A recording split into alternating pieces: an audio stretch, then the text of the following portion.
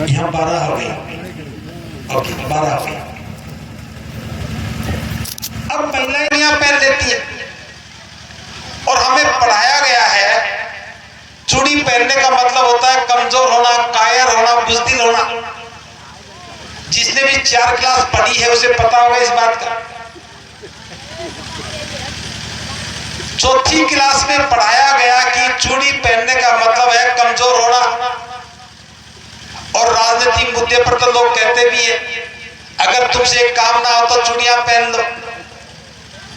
और मुझे आश्चर्य इस बात का है ये बात आज तक महिलाओं की समझ में नहीं आई। चूड़ी पहनने का मतलब गुलाम होना होता है, कमजोर होना होता है। महिलाएं सोचती हैं चूड़ी पहनने का मतलब सुहागिन होना होता है। एक शब्द के 2 अर्थ। अगर चूड़ी से सुहाग बनता है तो क्या आपको प्रयास नहीं करना चाहिए था कि आपका जीवन साथी भी चूड़ी पहन लेता? 1 दर्जन चूड़ियां पति को भी दे दो और कह दो भी आपने उपहार दिया था बड़ा सुंदर था, थोड़ा सा आप भी ले लो।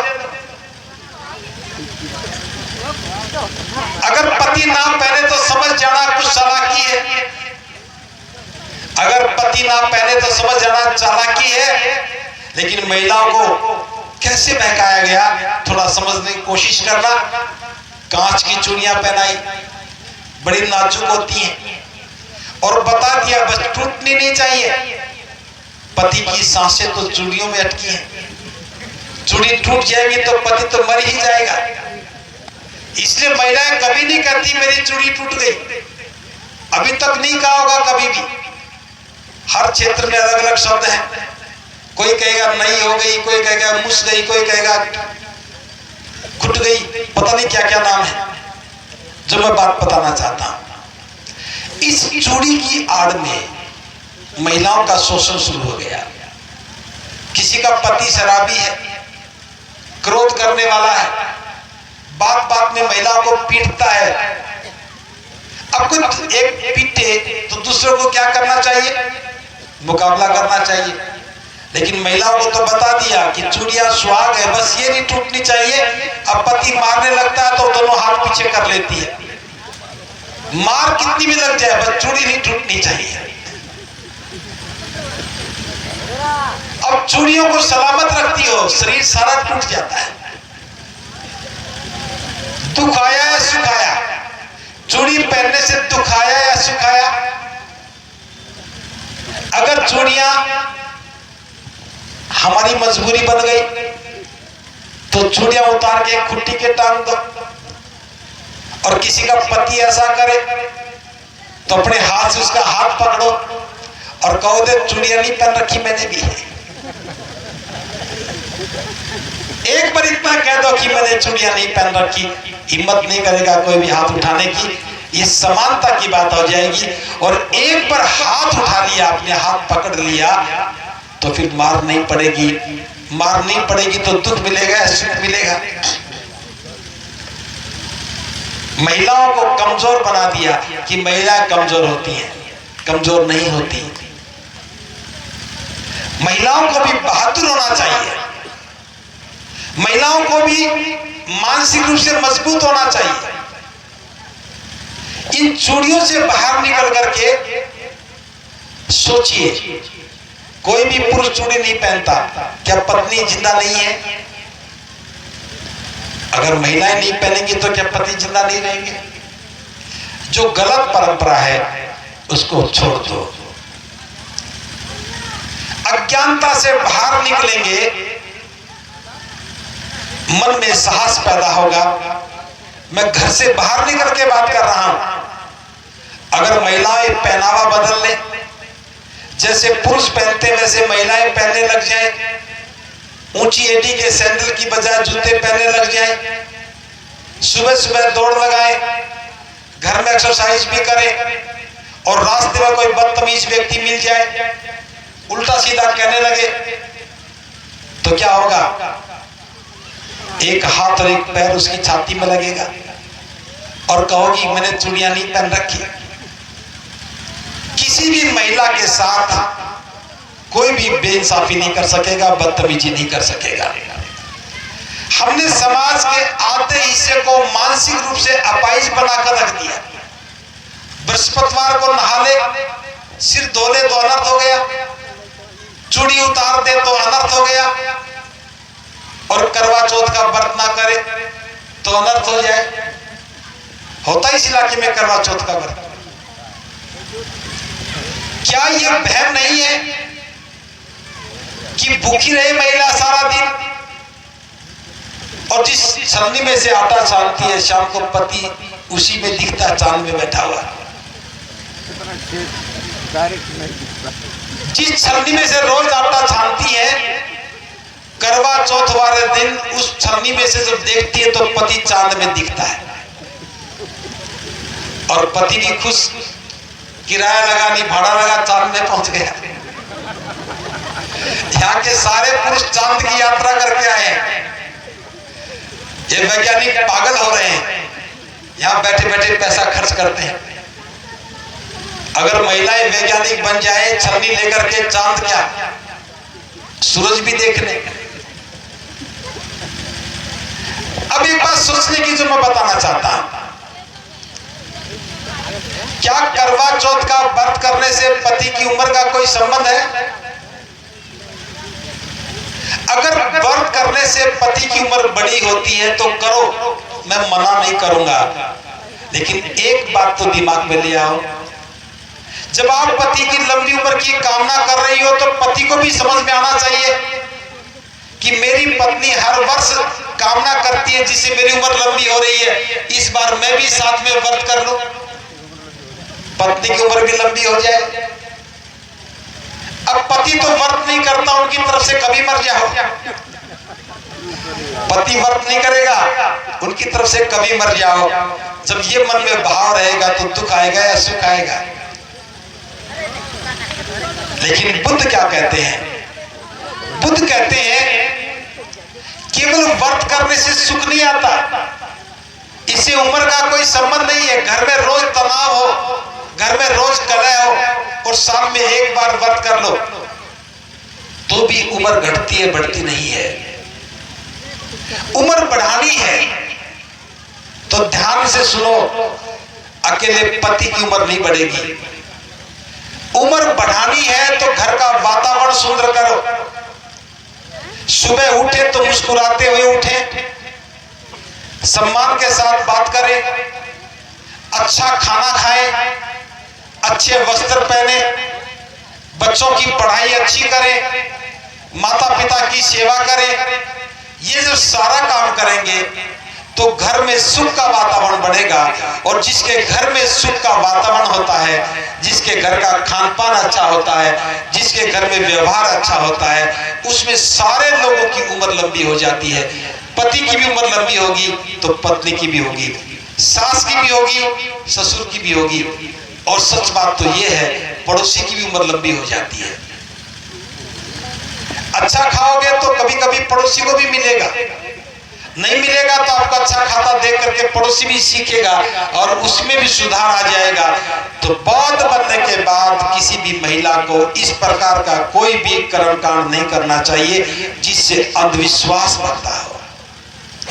अगर आपके व्रत करने में कोई ताकत होती तो कोई तो पुरुष होना चाहिए था जो 500 साल से जिंदा होता। लेकिन भारत में एक बात देखना, कितना भी महिलाएं व्रत कर ले, पति पहले मरता है। अगर 100 महिलाओं की बात करें, 100 परिवारों की बात करें, तो 80-90 पुरुष पहले मरेंगे, महिलाएं बाद में मरती हैं। जानते हैं क्यों? ये कोई देवी का प्रकोप नहीं है, ये हमारे जीवन की योजना की गलती है। जैसे जब शादी करते हैं तो लड़की की उम्र लड़के की उम्र से 5 साल कम होती है। लड़का 25 साल का तो लड़की 20 साल की होती है। मानो कि दोनों को 70 साल में मरना है, तो पहले 70 साल किसके पूरे होंगे? आदमी के होंगे। अब आपका व्रत क्या काम आएगा? वो पहले पैदा हुआ, 5 साल बड़ा है तो 5 साल पहले मरेगा। अगर पति को जिंदा देखना चाहती हो, पति बाद में मरे, तो इस फार्मूले को उल्टा करो।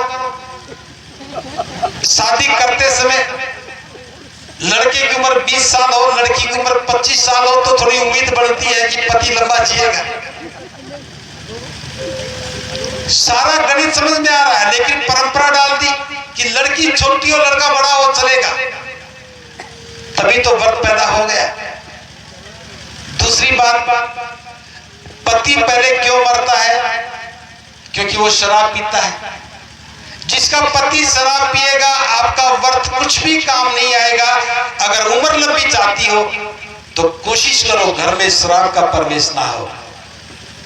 इसलिए जो बौद्ध होते हैं और नशा नहीं करते हैं, और नशा नहीं करते हैं तो उनमें सबकी उम्र लंबी होती है। जो नशा करेगा जल्दी मरेगा, महिलाएं नशा नहीं करती हैं इसलिए वो ज्यादा जीती हैं। इसलिए इस प्रकार के पूजा पाठ से, व्रत से भी बाहर निकलो। मन में जो वहम है, बौद्ध बनने के बाद ये बात मन में होनी चाहिए कि कोई भी दिन बुरा नहीं होता और कोई भी दिन अच्छा नहीं होता। सारे दिन एक जैसे हैं। अगर हमने दिन को अच्छा बनाना है तो अच्छे काम करने चाहिए, बुरा बनाना है तो बुरे काम करने चाहिए। बुद्ध कहते हैं हमारी सोच ही हमारे जीवन को सुंदर बनाती है। आप निरंतर अच्छा सोचना शुरू कर दो, जीवन वैसा ही बनता चला जाएगा।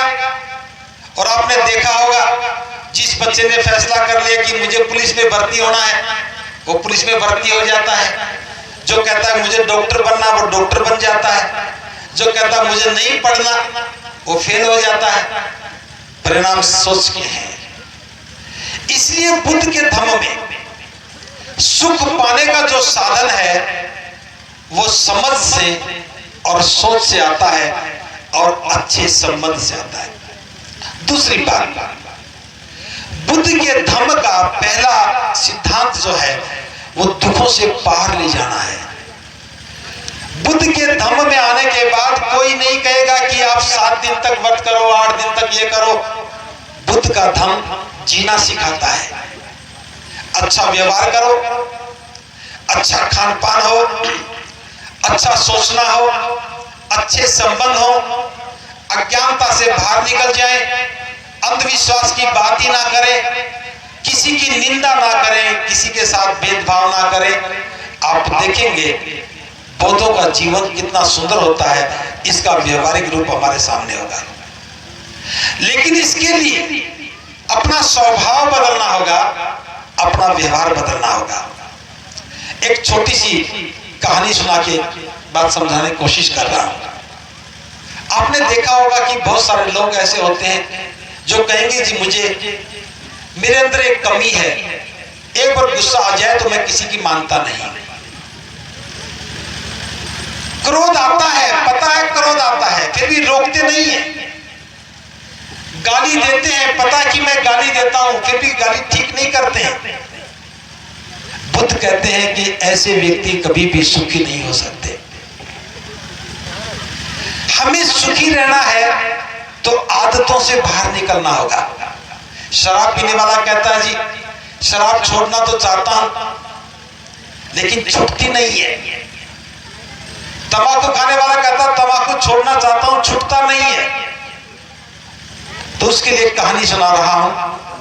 जीवन को सुखी बनाने की कहानी है। एक बिच्छू था, देखा होगा बिच्छू, नहीं देखा हो तो तंबाकू खाने वालों के पैकेट पर देख लेना। शराब की बोतल तो देखी नहीं, बहुत दिन से पता नहीं उसमें है या नहीं है, तंबाकू पे तो आता है। एक बिच्छू था, उसके मन में ख्याल आया, वो नदी के किनारे पर था, सोचा कि न जाने नदी का दूसरा किनारा कैसा होगा, मैं नदी पार करके दूसरे किनारे पर चला जाऊं। जब मन में ख्याल आया तो उसने नदी पार करने का सोचा और वो नदी में उतर गया। नदी का बहाव बहुत तेज था, बिच्छू से तैरा नहीं गया। जब डूबने लगा तो वो वापस आ गया।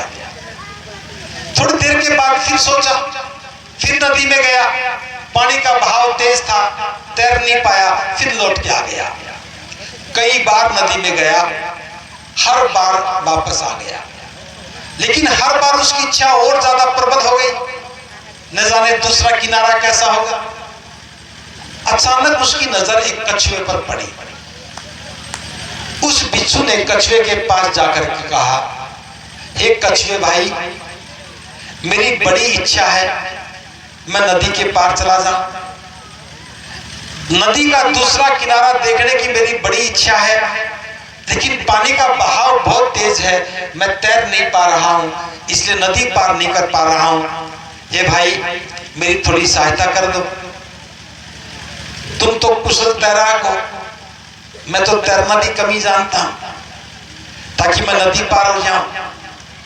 कछुए ने सोचा कि मैं सारे जीवन भर तैरता रहा हूं और कभी किसी ने मुझे कोई काम नहीं कहा, आज पहली बार कोई मिला है, सेवा करने का मौका मिला है, चलो मैं सेवा कर ही देता हूं।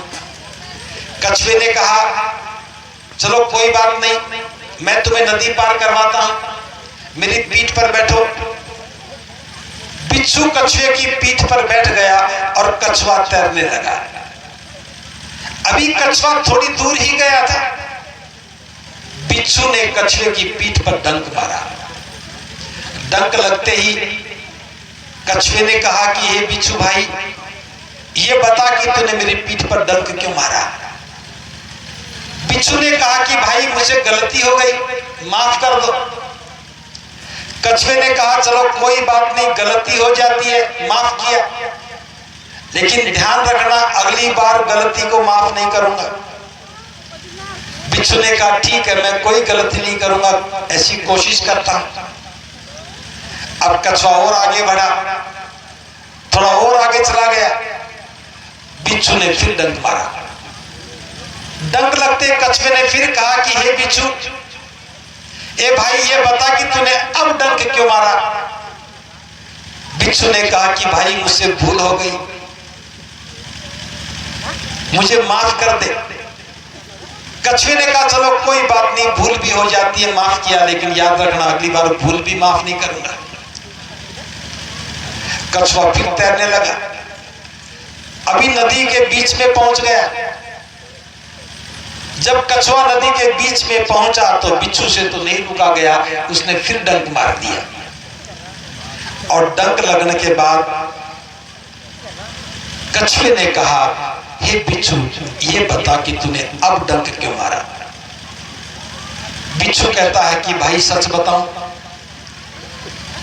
मैंने बड़ी कोशिश की कि मैं डंक ना मारूं, मैंने बड़ी कोशिश की कि मैं डंक ना मारूं, लेकिन मैं क्या करूं, मेरा स्वभाव ही डंक मारने का है, और कोशिशें करने के बाद भी रुका नहीं गया और डंक लग ही गया। ए भाई मुझे माफ कर दे। कछुआ बड़ा समझदार था, उसने कहा कोई बात नहीं, तुम स्वभाव से मजबूर थे, और स्वभाव से मजबूर होता तो डंक लग ही जाता है, लेकिन मैं क्या करूं, मेरा भी एक स्वभाव है, मेरा मन भी डूब जाने को कर रहा है। और ये कह करके कछुआ पानी में डूब गया, और पानी में डूबा तो बिच्छू भी डूब गया, और बिच्छू डूबा तो सांस फूलने लगी, मौत सामने दिखने लगी, और बिच्छू चिल्लाने लगा, ए भाई क्या कर रहा है, मैं तो मर जाऊंगा। बचने के लिए तो तेरी पीठ का सहारा दिया था, और तू ही डूबो रहा तो मैं तो मर ही जाऊंगा। कछुआ कहता कि भाई मैं क्या करूं, तू भी स्वभाव से मजबूर है और मैं भी स्वभाव से मजबूर हूं। तेरा स्वभाव डंक मारने का था, रुक नहीं पा रहा था, और मेरा स्वभाव डूब जाने का है, मेरे से भी रुका नहीं जा रहा है। भैया मामला स्वभाव का है, मेरा होता तो मैं भी देख लेता। बिच्छू ने कहा कि भाई मैं तो मर जाऊंगा, कैसे भी हो मेरा जीवन बचा दे। कछुए ने कहा, दो में से एक बचेगा, स्वभाव बचाएगा तो जीवन को मरना होगा, और जीवन को बचाना चाहता तो स्वभाव को मारना होगा। दो में से एक बच सकता है, चाहे जीवन बचा ले चाहे स्वभाव बचा ले, फैसला तेरे हाथ में है, मुझे कोई फर्क नहीं पड़ता, जीवन तेरा खतरे में है। बिच्छू ने कहा कि भाई स्वभाव को मार दे, मैं स्वभाव को मारने के लिए तैयार हूं, बस जीवन बचना चाहिए। अगर जीवन ही मर गया तो स्वभाव भी कहां बचेगा। बिच्छू ने कहा कि मैं स्वभाव को मारने के लिए तैयार हूं और मैं स्वभाव को मार दूंगा, बस जीवन बचना चाहिए। ये बात सुनी तो कछुआ बाहर निकल के आया। कछुआ बाहर निकल के आया तो बिच्छू की तो सांसों में सांसें आई। अब सांस आई, जीवन बच गया, आराम से पीठ पर बैठ गया और कछुआ फिर धीरे धीरे नदी पार करने लगा और बिच्छू शांति से बैठा रहा। नदी पार होने के बाद बिच्छू नीचे उतरा, कछुए को धन्यवाद दिया। बिच्छू अपनी मंजिल पर पहुंच गया, कछुआ अपनी मंजिल पर वापस लौट आया। छोटी सी कहानी है, ये कहानी मैंने इसलिए सुनाई है, हम सब लोगों का स्वभाव बिच्छू जैसा है। जब भी कोई सुधार करने की बात करते हैं तो कहेंगे कि मैं क्या करूं, मेरा स्वभाव ही है, मैं तो मजबूर। तंबाकू खाने वाले को कहते हैं, वो कहता जी मेरा तो आदत बन गई। शराब वाले को कहते हैं तो वो कहता जी मेरी भी आदत बन गई। क्रोध करने वाले को कहते हैं, वो भी कहता मेरी आदत बन गई। सास को कहेंगे, वो क्या कहेगी, मैं क्या करूं, मेरे को भी गुस्सा आ जाता है इसलिए मैं भी बोल देती। बहू को कहेंगे, वो भी क्या कहेगी, मेरा भी स्वभाव बन गया सास को देख देख करके। सारा झगड़ा स्वभाव का है। ये महापुरुष हमारे बीच में आते हैं, बाबा साहब आए, ज्योतिबा फुले आए, साहू जी महाराज आए, बुद्ध आए, सभी लोगों ने हमें अपनी पीठ पर बिठाया ताकि हम अपनी मंजिल पर पहुंच जाए। बाबा साहब ने भी हमें पीठ पर बिठाया, ज्योतिबा फुले साहू जी महाराज ने बिठाया, बुद्ध ने भी बिठाया, लेकिन हम डंक मारना नहीं छोड़े। इसीलिए बाबा साहब की दीक्षा लेने के 67 वर्ष के बाद भी हम डंक बाबा साहब पर ही मारते हैं और दीक्षा ना लेने का बहाना ढूंढ लेते हैं। जी हम बौद्ध बन के क्या करेंगे, मेरे पड़ोसी तो सारे अबौद्ध हैं, समाज तो सारा बौद्ध बना नहीं, लड़के की शादी कैसे करेंगे, लड़की की शादी कैसे करेंगे। बस मैं तो इतना कहना चाहता हूँ, ये कहानी काफी है इन सारी बातों का जवाब देने के लिए। अगर बहाने बचा के रखे तो मौत निश्चित है, अगर जीवन बचाना चाहते हो तो बहाने छोड़ने पड़ेंगे, स्वभाव बदलने पड़ेंगे। बौद्ध बनने का सीधा अर्थ है कि बहाने छोड़ देना। बौद्ध बनने का सीधा अर्थ है कि स्वभाव को बदल लेना। स्वभाव बदलोगे तो जीवन बदल जाएगा, अगर स्वभाव नहीं बदलोगे तो जीवन के बचने की कोई उम्मीद नहीं है। और मैं आपके बीच में इसीलिए आया हूं ताकि बुद्ध की अनुकंपा आप पर हो जाए, आप भी जीवन में सुख के मार्ग को पा सके, आपके जीवन से भी सुख के द्वार खुल सके, तो आपका कल्याण हो जाएगा। लेकिन थोड़ी सी बाधा है, उसका और समाधान करके मैं बात को ज्यादा लंबा नहीं करूंगा। हमारे मन में बाधा डर की ही है। हमारे मन में स्वर्ग और नरक के बारे में डर बैठा दिया। इससे मुक्त हुए बिना बुद्ध की बात समझ में नहीं आती। सोचने की बात यह है, जो लोग कहते हैं कि स्वर्ग बड़ा सुंदर है, आप में से किसी ने स्वर्ग देखा है? किसने बताया सुंदर है? जब तक ये नहीं जानेंगे तब तक धोखे में रहेंगे। तो मैं एक छोटी सी कहानी सुना रहा हूं, कहानी नहीं है, ये घटना है। एक बार बुद्ध नगर में आए, उनके पास कोई व्यक्ति आया, उसने कहा कि ये तथागत, हमारे गांव में एक नौजवान है, उसने नदी के किनारे पर झोपड़ी बना रखी है, सारा दिन वो कर्मकांड करता रहता है और किसी की बात मानता नहीं है। आप तो महाकारुणिक है, हो सकता है कि आपके प्रयास से उसका जीवन बच जाए, वरना तो उसका जीवन बर्बाद हो जाएगा। बुद्ध ने उसकी बात को सुना और उस नौजवान के पास चले गए। उस नौजवान से कहा, ये नौजवान, तू ये क्या कर रहा है और ये सब करने के पीछे तेरा मकसद क्या है? उसने कहा कि मैं जो कर रहा हूं ये कर्मकांड है और इसके पीछे मेरा मकसद है कि मैं स्वर्ग में चला जाऊंगा। बुद्ध ने कहा, क्या तुमने स्वर्ग देखा है? उसने कहा कि मैंने स्वर्ग नहीं देखा। तो क्या तुम उस व्यक्ति को जानते जो स्वर्ग में गया और लौट करके आया और उसने बताया? उसने कहा कि मैं तो ऐसे किसी व्यक्ति को नहीं जानता। तो क्या तुम उस व्यक्ति को जानते हो जो यहां से स्वर्ग में गया और वहीं से बता दिया हो? उसने कहा कि मैं तो ऐसे किसी व्यक्ति को नहीं जानता। तब बुद्ध कहते हैं तुमने स्वर्ग देखा नहीं, स्वर्ग से कोई लौट करके आकर के बताया नहीं, यहां से जो स्वर्ग में गया उसने वहां जाके बताया नहीं, तो कैसे पता लगा कि स्वर्ग है? उस नौजवान ने कहा मेरा विश्वास है, लोग ऐसा कहते हैं और मैं ऐसा करने से स्वर्ग में चला जाऊंगा। तो बुद्ध ने कहा, सोचा कि व्यक्ति ऐसे नहीं समझेगा, इसे दूसरे तरीके से समझाता। बुद्ध ने उस नौजवान से कहा, हे नौजवान, अगर कोई व्यक्ति नदी के इस किनारे पर खड़ा है और उसे नदी के पार जाना है, दूसरे किनारे पर जाना है, तो क्या करना होगा?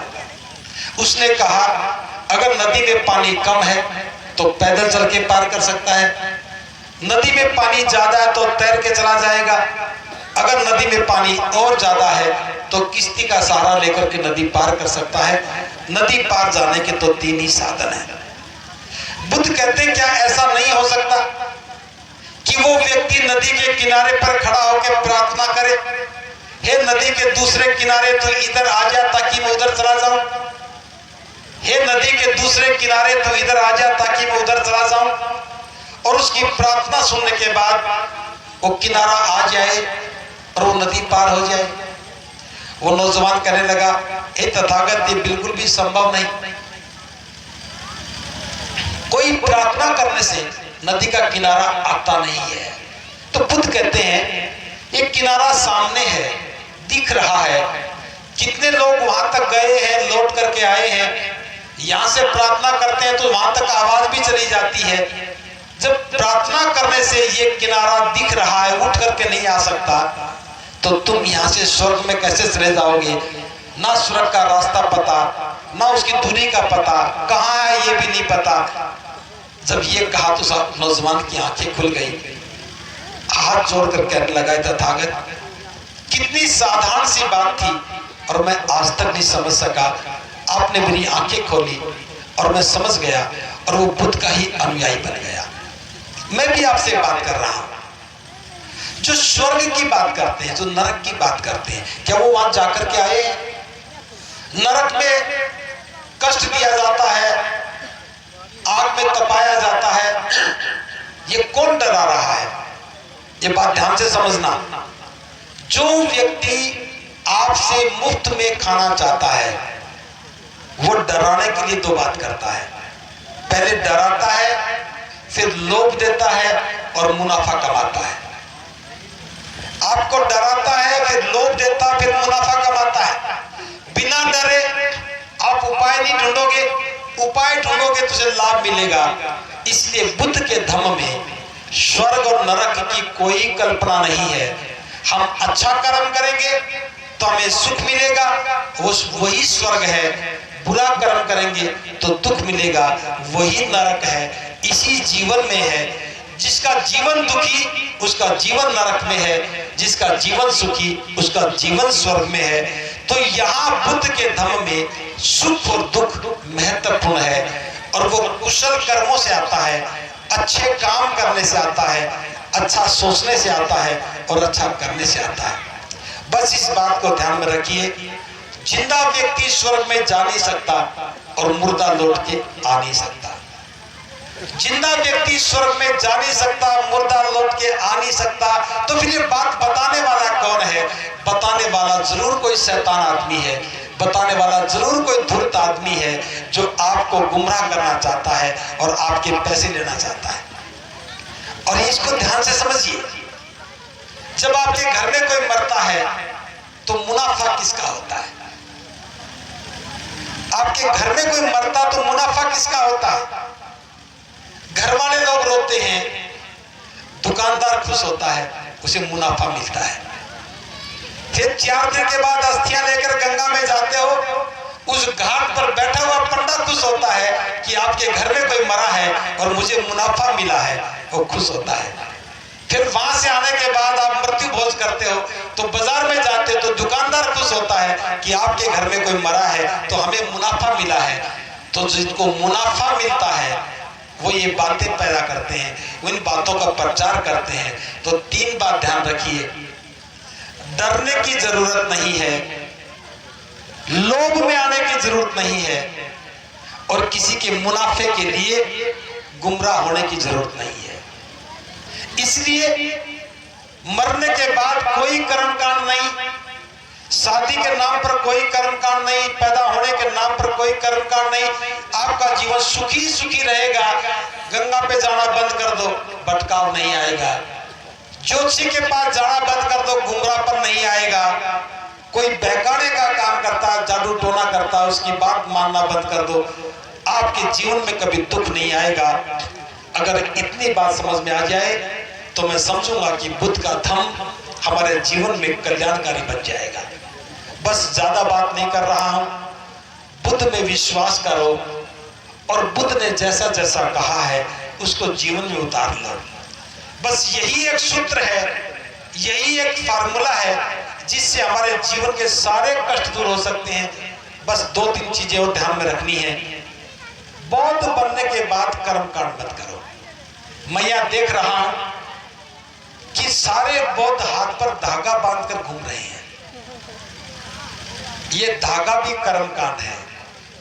बौद्ध बनकर के कोई भी हाथ पे धागा ना बंधवाए। दूसरी बात, कोई भी बौद्ध भिक्षुओं के चरण स्पर्श ना करे। बौद्धों में भिक्षुओं के पैर छूने की कोई परंपरा नहीं है। आप दूर से ही झुक करके नमन कर सकते हैं, पांचांगिक प्रणाम कर सकते हैं, पैरों के हाथ मत लगाना और धागा मत बंधवाना। क्योंकि जो लोग नहीं जानते वो श्रद्धा भाव में ऐसा कर देते हैं, भिक्षु बताते नहीं है, इसलिए हम पहचान नहीं बना पा रहे। बस आपको पहचान बनानी है।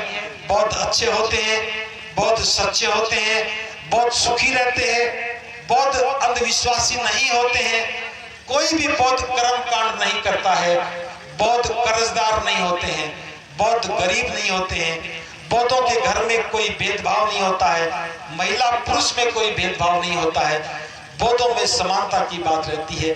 अगर ये बात हमारी समझ में आ जाए तो फिर बौद्ध होने का हमारा मकसद पूरा हो जाए। और बाबा साहब भारत को बौद्ध में बनाना चाहते थे, वो बात हमारी समझ में आ जाए और हम भी बौद्ध बन जाए। बस बहुत ज्यादा बात न करते हुए मैं अपनी बातों को यहीं विराम देता हूँ। इन्हीं शब्दों के साथ एक बार पुनः आप सबके लिए मंगल कामनाएं। भवतु सर्वमंगलम। सबका भला हो, सबका भला हो, सबका। साधु साधु साधु।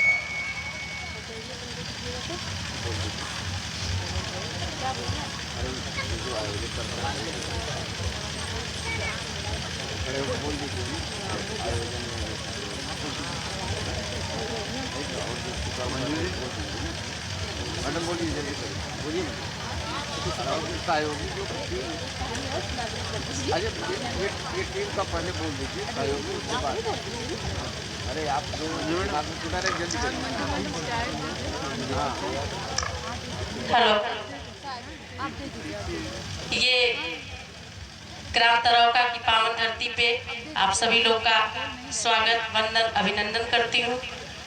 आप लोगों ने बहुत ही सुंदर और बहुत ही शांत स्वभाव से भंते जी के देशना को सुना।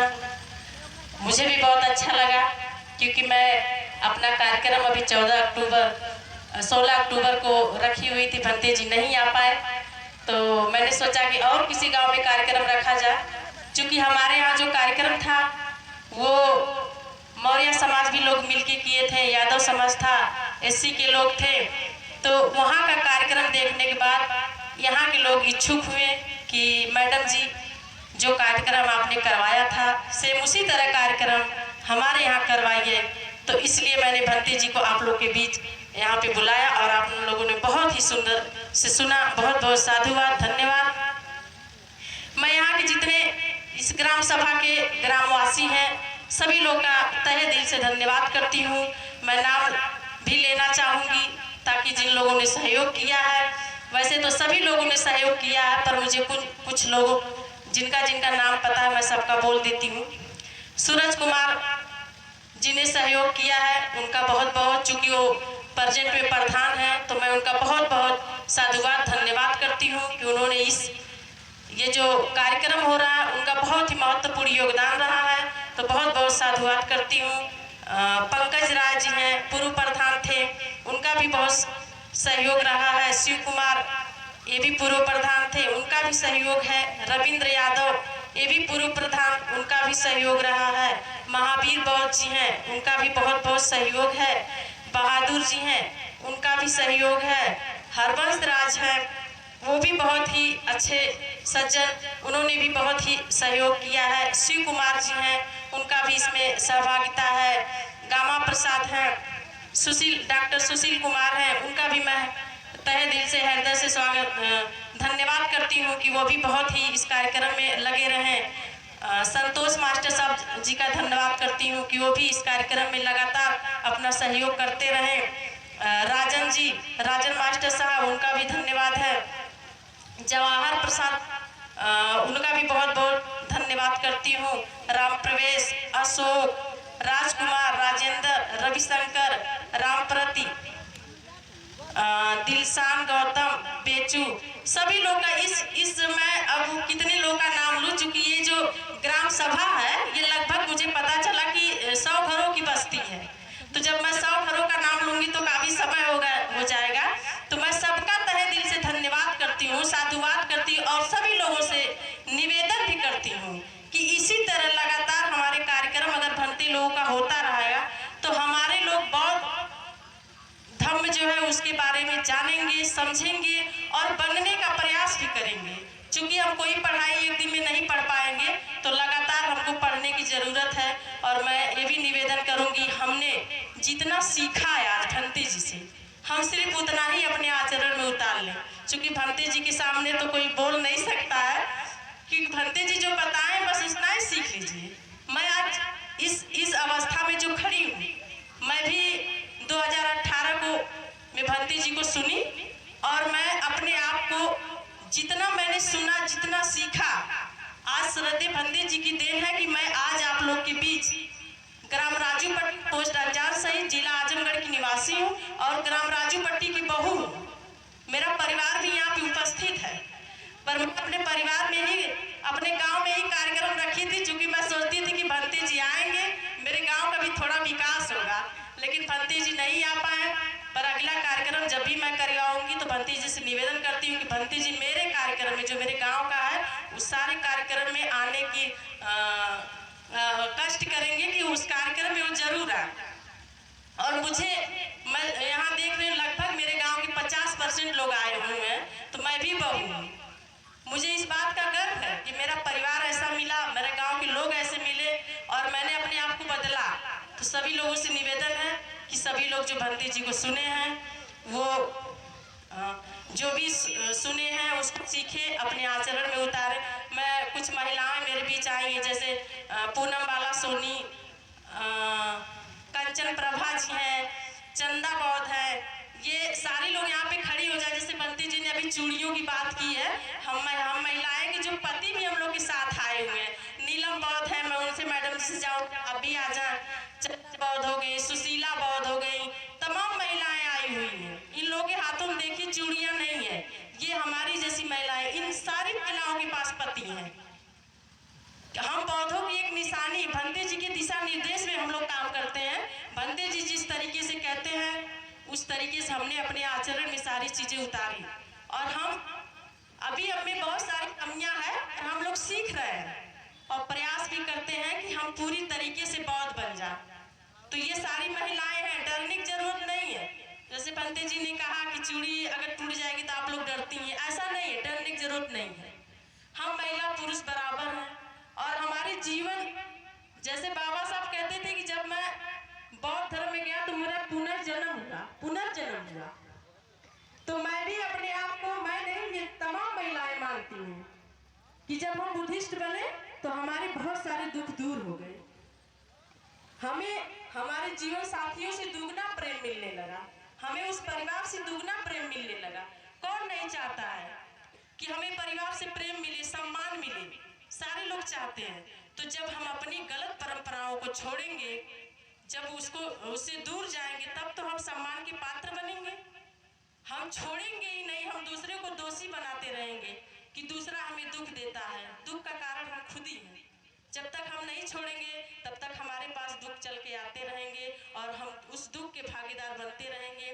तो निवेदन है कि आप लोगों ने ध्यानपूर्वक सुना, बहुत अच्छा लगा और मुझे इस बात का गर्व है कि मेरी टीम बहुत ज़्यादा है।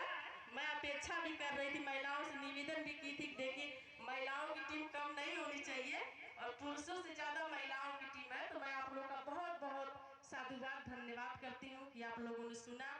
और इसी के साथ आप सभी लोगों का नमो बुद्धाय, जय भीम।